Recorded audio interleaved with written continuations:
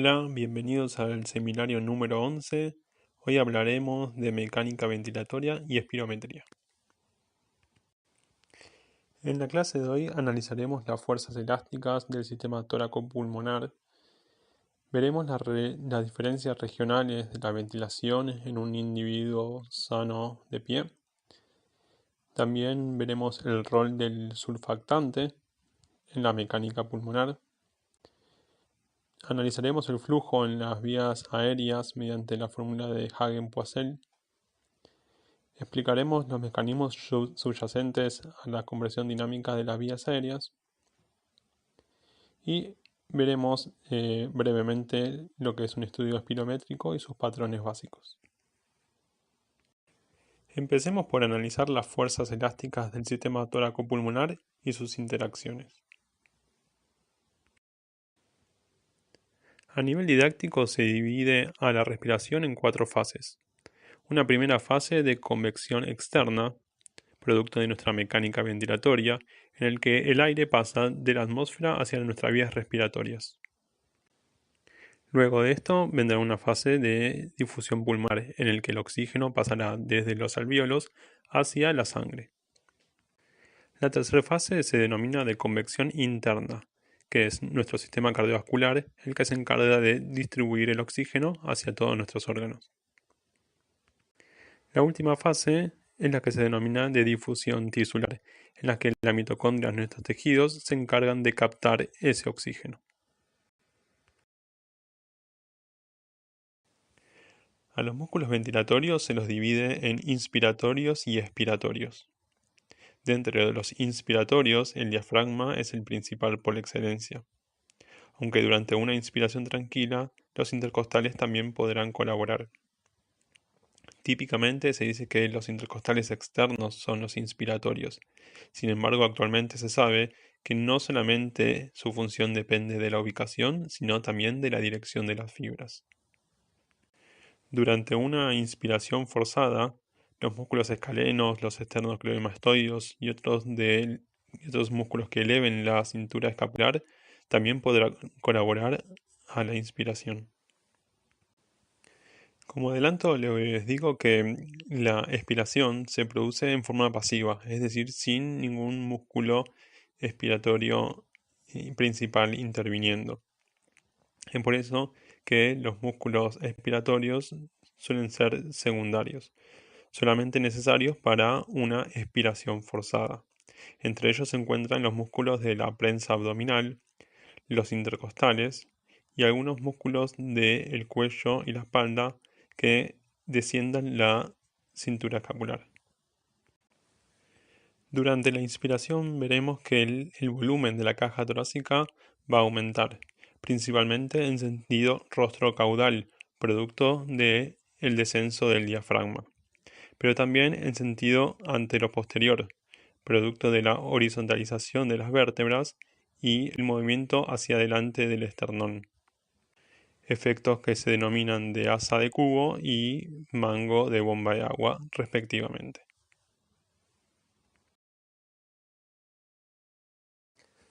Dentro del pulmón podremos diferenciar algunos volúmenes y capacidades. Las capacidades no son más que la sumatoria de 2 o más volúmenes. Durante una inspiración y expiración tranquila, el volumen que se moverá es el volumen corriente. Si desde allí hacemos una inspiración máxima, obtendremos el volumen de reserva inspiratoria, que sumado al volumen corriente nos dará la capacidad inspiratoria. Si desde una inspiración tranquila hacemos una expiración forzada, movilizaremos el volumen de reserva expiratorio y lo que quedará en los pulmones será el volumen residual. Si realizamos una inspiración máxima y luego de eso una expiración forzada, estaremos movilizando la capacidad vital. La sumatoria de todos los volúmenes nos dará la capacidad pulmonar total. La capacidad residual funcional la analizaremos en profundidad enseguida. Como saben, hay muchas maneras de expresar la presión. Puede ser en pascales, bares, o como lo veníamos haciendo en cardio, en milímetros de mercurio. Sin embargo, la mayoría de los estudios de la función pulmonar se hicieron en base a centímetros de agua, y los libros de texto respetan esa denominación hasta la fecha. Por lo tanto, una presión atmosférica de 760 milímetros de mercurio será igual a 0 centímetros de agua, y toda presión que sea subatmosférica tendrá valores negativos. ¿Qué pasa si a un individuo le quitamos los pulmones? Además del obvio hecho de matarlo, podremos observar que la caja torácica se expandió y los pulmones prácticamente se colapsaron. Esto se debe a que tanto el tórax como el pulmón tienen lo que se denomina retroceso elástico, es decir, que tienen fuerzas que tienden a la expansión en el caso del tórax y al colapso en el caso del pulmón. A estas fuerzas se la denominan fuerza elástica torácica y fuerza elástica pulmonar. En condiciones normales, la fuerza elástica torácica y la fuerza elástica pulmonar tienen igual magnitud y sentido opuesto, dejando al sistema tóraco-pulmonar en equilibrio que denominamos capacidad residual funcional. En este esquema vemos a la fuerza elástica pulmonar y a la fuerza elástica torácica representada por unos resortes, y en la mitad, mediando esas dos fuerzas, la cavidad pleural. Como saben, la cavidad pleural es una cavidad rellena de líquido pleural, el cual tiene una presión negativa. Pero si las fuerzas que se le aplican a la cavidad pleural son de igual magnitud y sentido opuesto, ¿no debería ser la presión cero, nula? Esto sería cierto si la fuerza elástica pulmonar y torácica estarían aplicadas sobre el mismo punto. Sin embargo, esto no es así. La fuerza elástica pulmonar se aplica sobre la pleura visceral y la fuerza elástica torácica sobre la pleura parietal. Por lo tanto, al estar aplicada en diferentes puntos, la resultante es una presión intrapleural negativa. Acá vemos en la figura de la derecha, en línea punteada, qué es lo que sucedería con el sistema torácico y con el sistema pulmonar de no estar mediado por la pleura. Vemos un tórax que tiende a la expansión y un pulmón que tiende al colapso.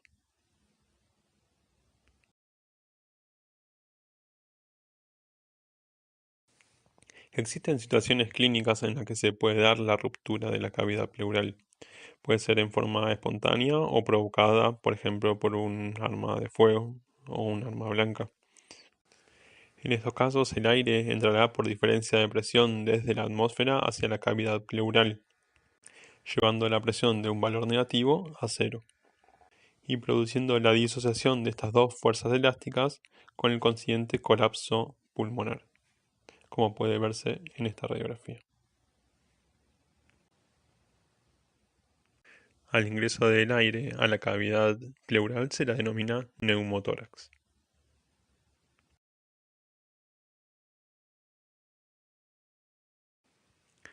Como venimos mencionando, el volumen de reposo pulmonar, es decir, el volumen al que tiende el pulmón, es prácticamente cero. Por lo tanto, a lo largo de todo el ciclo respiratorio, la tendencia del pulmón será a colapsar. Sin embargo, en forma inversa, el tórax tiende a la expansión, pero su volumen de reposo no es infinito. Su volumen de reposo está cercano al 75% de la capacidad pulmonar total. Entonces, es cierto que la fuerza elástica torácica tenderá a expandir el tórax siempre y cuando el volumen al que se encuentre no esté por encima de su volumen de reposo, en cuyo caso la fuerza elástica torácica tenderá a colapsar el tórax hasta llevarlo a ese volumen de reposo.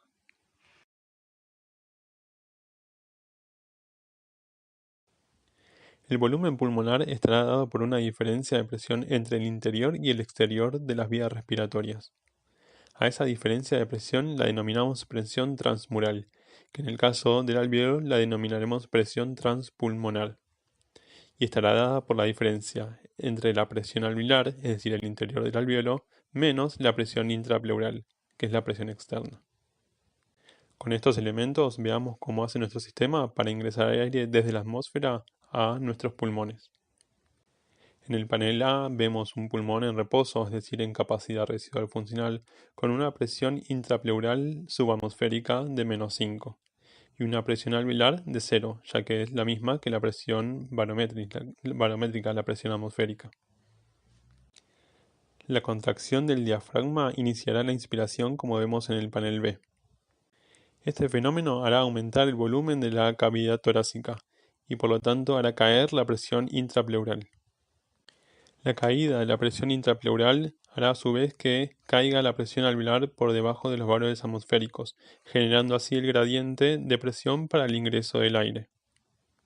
El gradiente de presión se irá disipando lentamente hasta volverse la presión alveolar igual a 0, pero en este caso con volúmenes pulmonares más altos. El aumento del volumen pulmonar implica una disminución de la fuerza elástica torácica y un aumento de la fuerza elástica pulmonar. Este desbalance de fuerzas es solamente sostenido por la contracción diafragmática. Una vez que el diafragma se relaja, este desbalance de fuerzas se hace evidente y el volumen de la cavidad torácica empieza a disminuir, con el consiguiente aumento de la presión intrapleural y el aumento de la presión alveolar, haciéndose esta positiva, por lo tanto favoreciendo así la salida del aire hacia la atmósfera. Es por esto que se dice que la expiración es un fenómeno pasivo.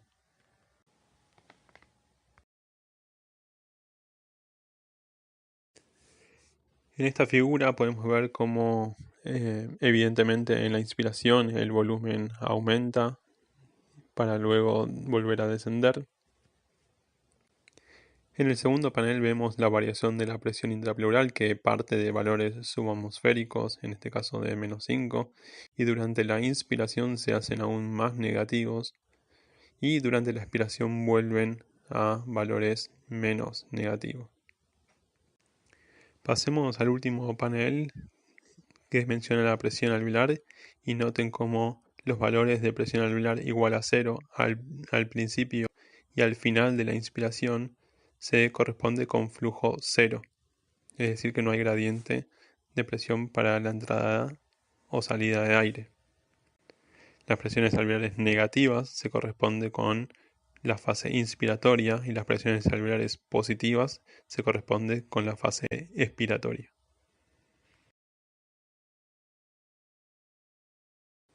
Ahora veremos que hay diferencias regionales de la ventilación alveolar.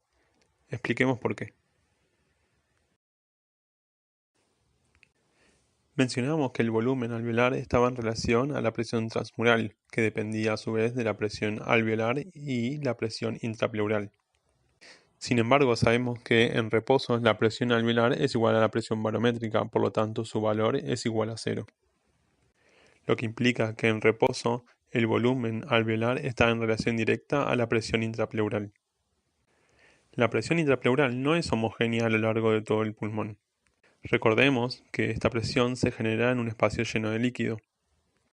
Por lo tanto, en las bases habrá una mayor presión hidrostática, lo que volverá a la presión intrapleural menos negativa. Otra explicación que brinda la literatura es que esa presión menos negativa se debe al peso del pulmón. Al realizar los cálculos vemos que la presión transmural en las bases es menor que en el ápice, por lo tanto el volumen alveolar va a ser menor.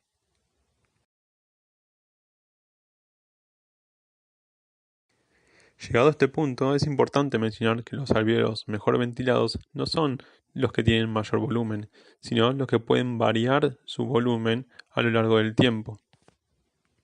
De la misma manera que el miocardio a medida que se llenaba se volvía más rígido, un alvéolo de mayor volumen implica una mayor rigidez, por lo tanto una mayor dificultad para movilizar el volumen. Por lo tanto, son los alvéolos de la base los que presentan una mayor distensibilidad y por lo tanto una mejor ventilación. La inhalación de un gas marcado radioisotópico permite detectar los lugares de mayor ventilación y como mencionamos recién, son las bases las que presentan esta característica.